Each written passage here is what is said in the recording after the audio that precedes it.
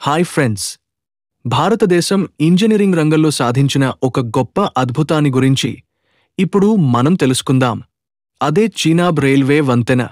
ఇది ప్రపంచంలోనే ఎత్తైన రైల్వే వంతెన. తాజాగా మన ప్రధానమంత్రి నరేంద్ర మోదీ గారు దీన్ని ప్రారంభించారు. ఈ వంతెన జమ్మూ కాశ్మీర్లోని రియాసీ జిల్లాలో చీనాబ్ నదిపై ఉంది.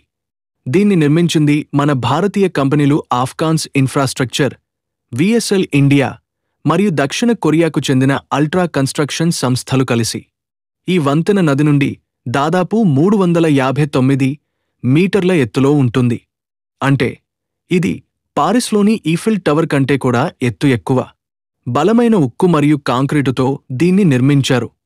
అందుకే బలమైన గాలులు, భూకంపాలు, తీవ్రమైన వాతావరణాన్ని కూడా ఇది తట్టుకోగలదు. ఇది చాలా సురక్షితమైన వంతెన. ఈ వంతెన దాదాపు 1315 మీటర్ల పొడవు ఉంటుంది. దీనివల్ల రైళ్లు చీనాబ్ నది లోతైన లోయ మీదుగా సులభంగా వెళ్లగలుగుతాయి.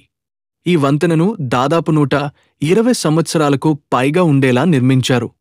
అంటే ఇది చాలా తరాలకు సేవ చేస్తుంది. వంతెన రూపకల్పన వంపు ఆకారంలో ఉంటుంది. ఇది చూడటానికి చాలా అందంగా ఉండటమే కాకుండా చాలా బలంగా, స్థిరంగా ఉంటుంది.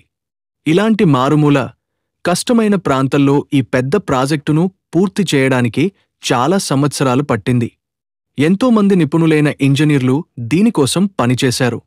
ఈ వంతెన వల్ల మారుమూల ప్రాంతాలు ప్రధాన రైల్వే నెట్వర్క్కు అనుసంధానం అవుతాయి.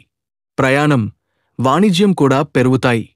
చాలామంది ప్రజలు ఈ అద్భుతాన్ని చూడటానికి, నది లోయ యొక్క అందమైన దృశ్యాన్ని ఆస్వాదించడానికి వస్తున్నారు.